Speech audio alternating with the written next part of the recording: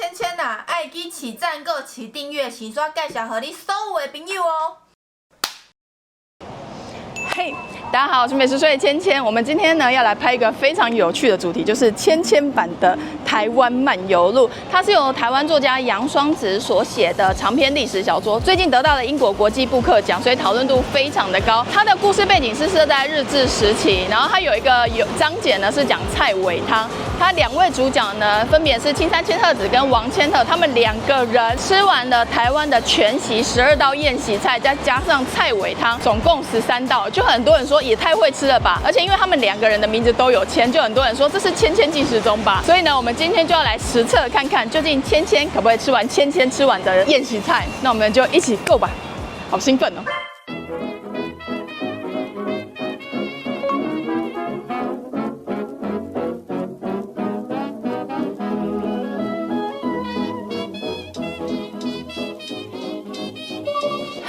我们现在进到里面了。我们今天呢来的这间是山，我跟你说，因为是中午来吃，我现在舌头还没有很灵活。山海楼。然后我其实呢想要点跟书中几乎完全一样的菜色，不过因为它是日治时期的宴席菜，所以难度有一点高。然后找了这间山海楼呢，它其实有蛮多类似菜的，而且因为它有蛮多道菜是之前蓬莱阁的黄德兴老师傅他有传承给这边的师傅，所以我想说选这间刚好非常的符合。它的全席呢总共有12道，然后再加上菜尾汤，总共13道。但因为他们是2个芊吃，我只有1个芊吃，所以少3道菜应该还行吧。哦，其实我很想要吃它的咸蛋4宝汤，之前山海楼其实有做过，那时候查到，但他们说他们现在不做。然后因为我们今天呢订的这些菜就是有超过2万可以在包厢里面拍，我觉得非常的棒。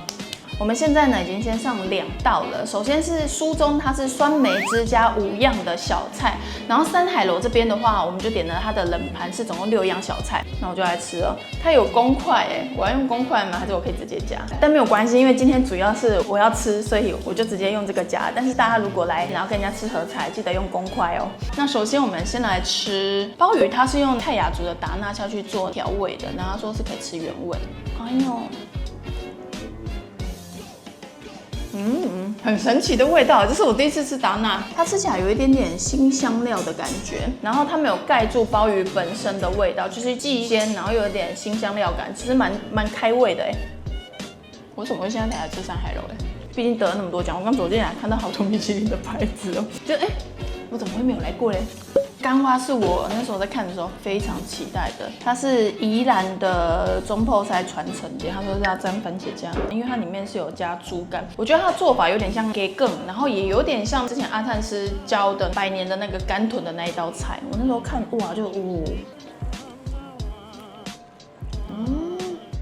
好好吃哦，完全没有猪的膻味，然后吃的时候真的有点像给更，可是味道再清爽一点点。那里面还有加荸荠，所以还有那种里面脆脆的口感，热的刚刚好哎。拍得出来还有汁吗？它里面的料加的非常多，它甚至比我们印象中的那种给更的味道还要再清爽一点。你们试试看，很好吃。山海楼真的是棒啊！他们2个人怎么这么会吃啊？我那时候看的时候，看到菜尾汤那张帖，其实有点被吓到，说这是真的是古代版的大胃王。下一个我们来吃甘蔗熏鸡好了。哎呦，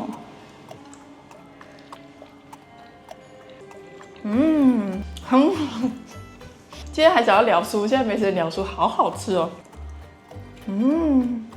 它的那个皮啊，它的香气非常的浓郁，但是它的肉质非常的软嫩，吃起来那个甜味跟熏香味刚刚好，好好吃哦！你们要不要吃吃看？他们这里的服务生非常的专业，他们都知道用什么料，然后跟怎么介绍。外国人我们也有英文的，还有中文的，对。这让我想到在拍吃桌的时候，在那边背日文。这个是人参猪心，摆得太漂亮。我刚刚还在想说猪心在哪。猪里面的盘也有猪心，然后它是药膳口味的猪心，刚好就对应了一下。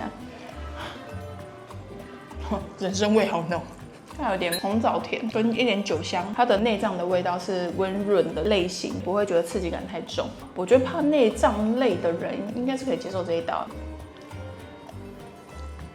那我来吃这个红烧虾鲟丸，它上面是咸蛋黄，是台南的名菜。我蛋牛一直我很贪心的，一次想给人家夹很多个。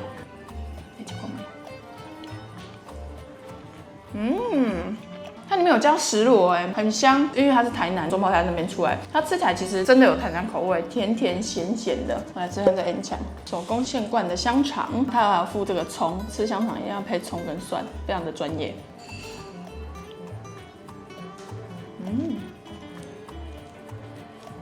接下来是书里面的什锦咸米糕卷，然后它是9家菜，不过我们找不到对应的菜色，结果我们发现他们有一道菜叫做太平玫瑰虾，它其实做法跟书中的咸米糕的做法很相似，它有放虾子，然后有放咸蛋黄、乌鱼子等等的，然后再用豆皮下去炸。它这道菜是以前太平町，就是现在的延平北路它附近的9家菜的知名的菜色，所以要沾这个。我其实很期待吃这个，看书的时候非常的好奇这一道。它唯一的比较大的差别是它里面没有米糕。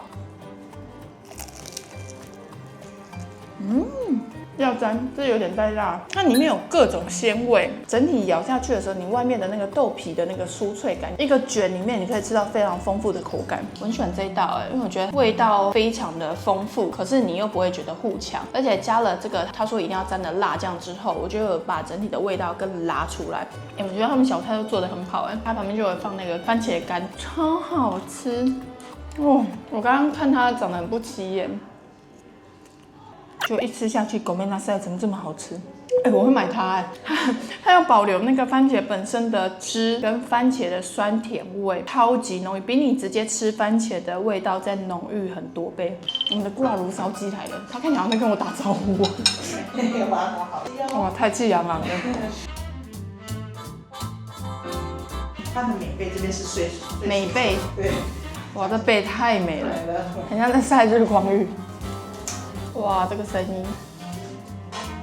挂炉烧鸡，然后他第一次吃他的鸡皮，他在现场切的时候，哇，边切，然后我就一直听到那个猪皮非常酥脆的声音。挂炉这2个字，它其实是用特殊的干烧法，可能你是鹅或是鸭或是鸡，就会在外面抹上糖，然后再下去，所以它其实外皮会非常的酥脆。挂炉烧鸡它是那个冯来阁黄德兴老师傅教的嘛，然后它对应书中的菜色呢是它的香酥鸭。香酥鸭虽然这边点不到，但是之前有在那个金蓬莱，然后还有醉丰园，不过醉丰园它是芋泥的香酥鸭，这2间的香酥鸭我之前都有吃过，都还蛮好吃，所以大家如果想要吃香酥鸭的话，可以到这2间吃吃看。这边的对应菜色我点的就是它的挂炉烧鸡，薄如蝉翼啊，甚至没办法对焦对焦了。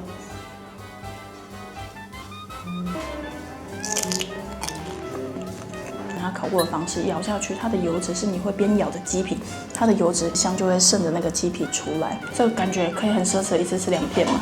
可以，自问自答。现在就是鸡，看起来很鸡餐。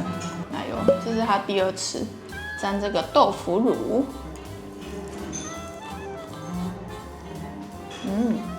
我找一下它的腿好了，吃起来比较还好一点。小瓜达达，但我很喜欢它的豆腐乳，吃起来很鲜咸香。我跟大家说最奢侈的，它一只挂炉烧鸡，它只有几片的第1匙鸡皮，我就这样子给它虽然我还是最喜欢油脂比较多的皮，但这个皮也是挺不错的。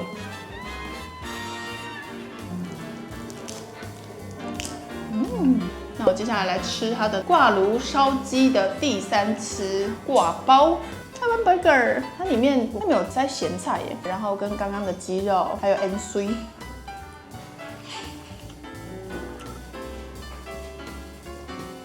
我感觉，因为我还是比较习惯加肥肉，肥一点的好。但这个吃法我觉得也蛮特别的，因为刚好你就可以吃一样的挂炉烧鸡，可是3种不同吃法，你就比较不会腻。他们怎么有办法2个人吃完这么一大桌？很忙有没有感觉好像点的比原本还要多道菜？因为刚好挂炉烧鸡会有3次，所以呢桌上立刻就多了很多盘。我们接下来吃的这个呢，它在书里面是清蒸全鱼，然后再用猪肚下去包的。然后我查了它原始的名字好像是叫网沙鱼，但因为它在海我这边没有，所以我点了一个是它的五柳枝鱼。其实五柳枝在半桌菜里面它有它的历史含义在，它其实由来有蛮多的，但我个人最喜欢的讲法是说它是媳妇菜，因为以前在拜拜的时候不是会准备3牲吗？然后鱼它就是会炸到干，因为拜拜的时间毕竟蛮长的，这样才可以保持它就是不会坏掉。然后因为炸的鱼啊它已经没有味道了嘛，所以呢以前的人就为了惜食，他们就把食材切得像柳枝条一样，在调味之后呢，再把这个酱倒在炸的全鱼上面，就形成了五柳汁。我觉得这道菜非常的好吃，但它的颜色跟我印象中的五柳汁稍微有点不一样，因为这种五柳汁其实它是没有什么颜色的。我之前在拍《请世界吃醋》的时候，非常的喜欢吃这一道。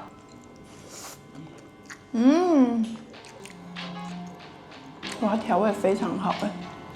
酸酸甜甜的，非常的开胃，而且因为它这一道啊，我觉得其实这件事非常棒，因为它把那个酱汁淋上去之后，原本因为炸到蛮干的，因为酱汁然后就软掉，吃起来还是有酥脆感，可是呢就是会变得比较容易入口。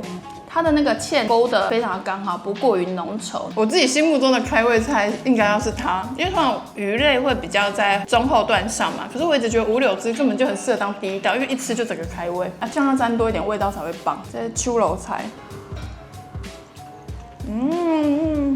我那时候在学这一道菜的时候，我觉得这一道菜最难的就是因为它里面有放各种不同的那个食材，然后你要把它切得跟丝条一样，就等于是说你看到几样就是要切几样，啊，看起来又要很丰盛，我觉得哇，切起来好累。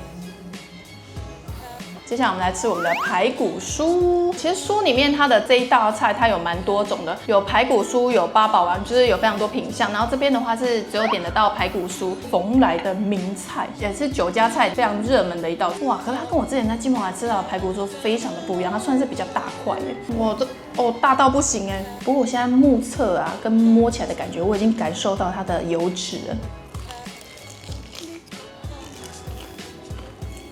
哇！所以你要加一点它附的昆布盐，它的那个脂香炸裂，一下去的时候，那个油脂直接充斥着你的整个口腔，但是油而不腻。不是听到它很酥脆的声音吗？但它其实完全不会刮嘴巴，也不会有猪的膻味。而且我觉得它加昆布盐最搭，因为它加了昆布盐之后，把它的猪的甜味给提起来了。你有像咬下去那个啾的声音吗？那个就是它的骨的旁边那个油脂跟筋那种，哇，直接在你口中炸开。我把最后一个排骨酥速速的给它吃完了。哎，怎么有朵花？真漂亮的玫瑰。最后一个排骨酥。真是的。接下来这个是肚包鸡，它对应的是书中的鸡肉羹汤，它是把鸡骨架整个拆开，对应以前的话就是阿舍菜、八宝布袋鸡，它其实就是套叠菜，把食材互包，然后内有乾坤，一菜就是有多种风味。但因为这边没有嘛，所以呢我们就选了它的肚包鸡。它比较不一样的其中一个地方是，它这边的肚包鸡，它外面是用猪肚把它整个包起来。我觉得阿鹏是其实对千鹤子跟千鹤其实非常的好，因为虽然是玩西巴达瓦平手嘛，但是他准备的其实很多菜。像阿舍菜这种类型，它其实步骤非常的繁琐，但是它还是很用心的做出来。我们现在来喝看肚包鸡的汤，他说要加一点醋比较好吃，我已经把它拉成这样了。哇，你看这里面有很多的食材，然后切得非常的细条，这其实很考验师傅的功力，因为要很用心的切。我点这套菜，师傅一定哎可恶，要煮很久。哇。它的颜色看起来其实没有很重，吃起来它有它的甘甜味，而且它的风味非常的丰富。哇，一定要加红醋，因为刚刚是整个肚包鸡，把它分解之后放进去，可是它的汤头喝起来清爽不油腻。这道菜其实难的是，因为它鸡不是包在里面嘛，你要把鸡整个去骨，然后又不要让它整个鸡烂掉，其实我觉得难度蛮高的。这也是我第一次吃肚包鸡耶，2位千怎么有办法把布袋八宝鸡全部吃光光？我们这肚包鸡就好大一锅了。我们点的这边呢是骨味坛肉，这道菜呢是蓬莱阁黄德兴师傅传授给这边的师傅的，而且他有说，因为它非常的下饭，所以他有特别准备了白饭。哎，可是书中他们没有配饭，我觉得这个就是要配饭才会赞。你看这个 ，Oh my god， 哇，这个它还有花生哎，这个。不得了！上海我觉得这有一个蛮棒的点是，它每一道菜上桌的时候，它都会说菜。然后我觉得说菜这件事其实是蛮重要的，在说菜的同时，你还可以了解它用了什么食材跟它的典故跟由来。我们来吃一下我们这个，哦哟，骨味坛肉。首先呢，就是先把肥肉单独的夹起来。哦，好了，我吃空肉饭一定是用汤匙的。它那个肥肉啊，你舌头一压，它就会整个在你的嘴巴里面消失，真的是消失。我知道很多人不喜欢人家讲入口即化，而且它的油脂煮得刚刚好，它有留下它的香气，可是没有它的油腻感。哇，肥肉煮得真好，它的调味吃起来其实是有那种勾扎比的感觉，它带有花生的甜，然后里面还有一点鲜味，然后酱油香。因为我刚刚有咬起土丸，有土豆的甜，然后有鲜味，还有猪肉本身的香气，吃起来在口中的味道没有很复杂，有那种勾扎比，你就会觉得哇，这个味道，然后传承了这么久，一直到现在2026年我吃到，因为这是日治时期的菜单，莫名有一种跟着它走过了很多世代的感觉，并没有，我现在才10几岁。哦，你看，而且它里面还有放那个章鱼，难怪刚刚吃起来有一股鲜味。然后把这个花生这个酱汁捞起来，我很喜欢这个酱汁，里面的芡没有办法用成空麻本，我做到了。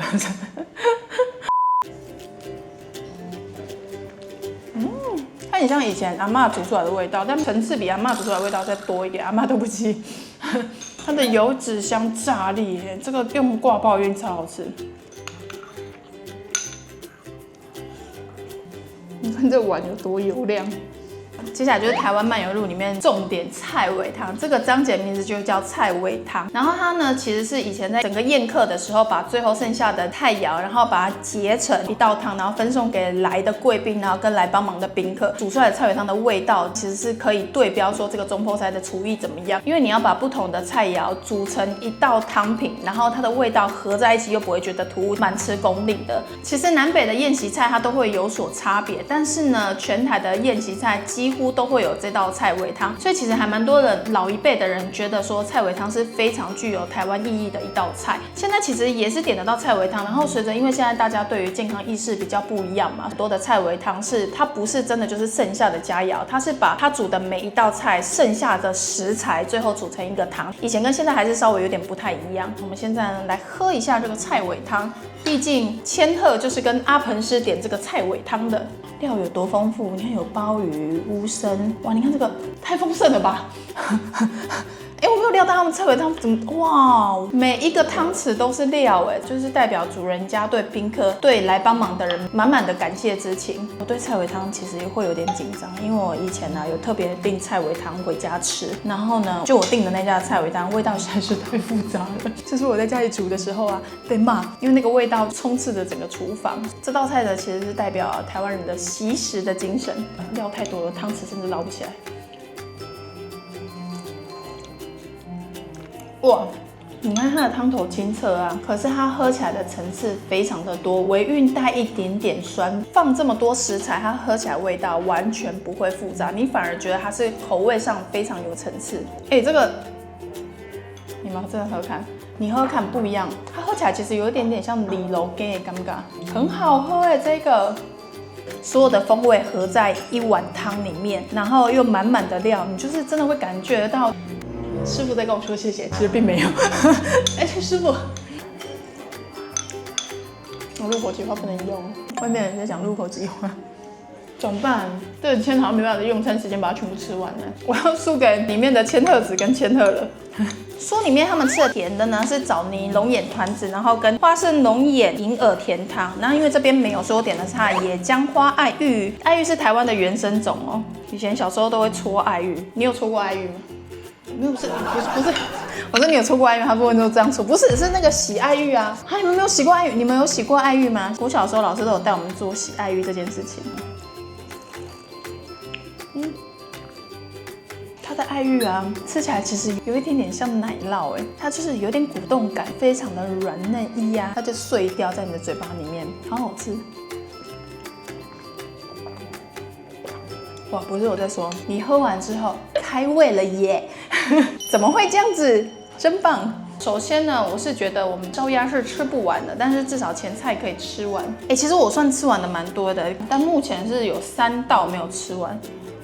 然后我觉得台湾漫游录里面其实有蛮多菜我没有听过，像兜面，哇，那时候看的时候在想说这个到底是什么，所以感觉还可以。台湾漫游录里面有出现的一些我没有吃过或是没有听过，现在比较少见的料理跟那个点心，跟着吃吃看，因为真的太多想试的了。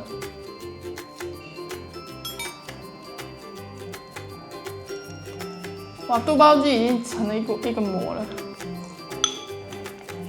哦，这修的不愧是陶锅呢。好，我们今天的台湾漫游录版的千进食中有失败。